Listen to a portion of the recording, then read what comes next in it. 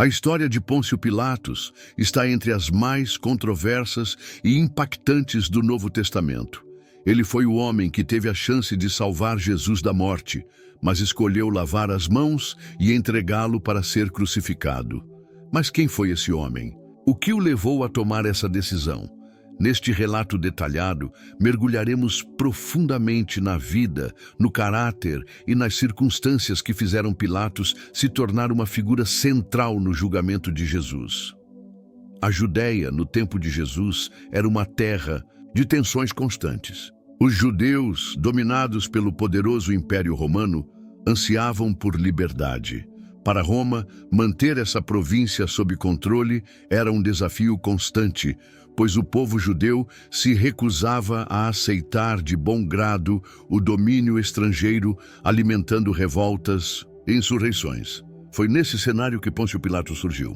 Ele não era um homem de grande nobreza, mas alcançou o cargo de prefeito ou governador da Judéia por volta do ano 26 d.C., nomeado pelo imperador Tibério. Como governador, seu papel era simples, mas desafiador: manter a ordem, coletar impostos e garantir a submissão dos judeus ao império. No entanto, Pilatos rapidamente demonstrou que governaria com mãos de ferro. Ele não compreendia nem respeitava a cultura e a fé judaicas, o que gerou inúmeros conflitos. Uma de suas primeiras atitudes foi levar estandartes com imagens do imperador para Jerusalém, algo que os judeus consideravam idolatria. A população protestou veementemente, e diante da possibilidade de uma revolta, Pilatos foi forçado a remover os estandartes. Além disso, ordenou que o dinheiro do tesouro do templo fosse usado para construir um aqueduto, o que resultou em mais revoltas e derramamento de sangue. Sua brutalidade se tornou conhecida, e sua relação com os líderes religiosos judeus foi marcada por desconfiança e tensão. Apesar de sua força, Pilatos não era um homem inabalável. Ele sabia que seu governo dependia da estabilidade da província e que qualquer problema grave poderia resultar em sua remoção do cargo. Esse detalhe seria crucial na decisão que tomaria sobre Jesus de Nazaré. Foi nesse contexto que a maior crise de sua carreira aconteceu. Na noite da quinta-feira, Jesus foi preso no Getsêmani, traído por Judas Iscariotes. Ele foi levado primeiro ao Sinédrio, o conselho religioso judeu, onde foi acusado de blasfêmia, pois afirmava ser o Filho de Deus e o Messias esperado. O Sinédrio, liderado pelo sumo sacerdote Caifás, já havia decidido que Jesus deveria morrer. No entanto, havia um problema. Os judeus não tinham autoridade para executar penas de morte, pois estavam sob domínio romano. Para conseguir a condenação de Jesus, precisavam levá-lo a Pilatos e apresentar uma acusação que o governador considerasse grave o suficiente para decretar sua execução. Assim, logo pela manhã da sexta-feira, Jesus foi levado a Pilatos no pretório, o palácio do governador. Os líderes religiosos mudaram a acusação. Este homem diz ser o rei dos judeus. Ele está incitando o povo contra Roma.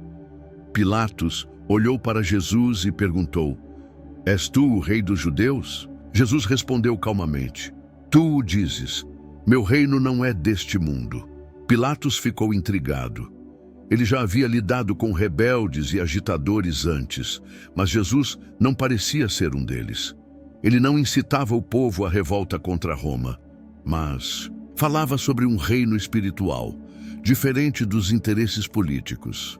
Percebendo que os sacerdotes estavam agindo por inveja, Pilatos tentou uma saída política. Como Jesus era da Galileia, ele o enviou a Herodes Antipas, que governava a região. Herodes, por sua vez, zombou de Jesus e, frustrado por sua falta de resposta, o devolveu a Pilatos. Agora, Pilatos estava em uma posição delicada. Ele não via culpa em Jesus, mas os sacerdotes e a multidão exigiam sua morte. Pilatos sabia que estava lidando com um caso delicado. Se libertasse Jesus, poderia enfurecer os líderes judeus e causar uma revolta. Se o crucificasse, estaria condenando um homem que ele próprio considerava inocente. Buscando uma saída, ele recorreu a uma tradição da Páscoa, na qual o governador costumava libertar um prisioneiro. Ele deu ao povo duas opções: Jesus, chamado Cristo, um homem que pregava amor, perdão e justiça, e Barrabás, um criminoso perigoso, um assassino e rebelde. Pilatos tinha certeza de que o povo escolheria libertar Jesus. Mas, para seu choque, os sacerdotes manipularam a multidão e o povo gritou: "Solta Barrabás!" Pilatos ficou surpreso. Perguntou novamente: "E que farei de Jesus, chamado Cristo?" E a resposta veio em um coro ensurdecedor: "Crucifica-o! Crucifica-o!" Nesse momento, um mensageiro trouxe uma mensagem de sua esposa. Ela estava aflita e escreveu: "Não te envolvas com esse justo. Sofri muito em sonhos por causa dele." Pilatos ficou ainda mais perturbado. Ele tentou argumentar: "Que mal fez este homem?" Mas a multidão insistiu: "Crucifica-o!" Diante dessa pressão, Pilatos tomou uma atitude simbólica. Pegou uma bacia de água, lavou as mãos diante do povo e disse: "Estou inocente do sangue deste justo. A responsabilidade é vossa." A multidão respondeu: "Que o sangue dele caia sobre nós e sobre nossos filhos." Então Pilatos entregou Jesus para ser açoitado e crucificado.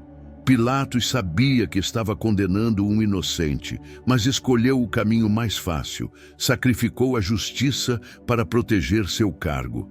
Jesus foi brutalmente açoitado, recebeu uma coroa de espinhos e foi ridicularizado pelos soldados romanos. Carregou sua cruz até o Gólgota, onde foi pregado no madeiro e crucificado entre dois ladrões.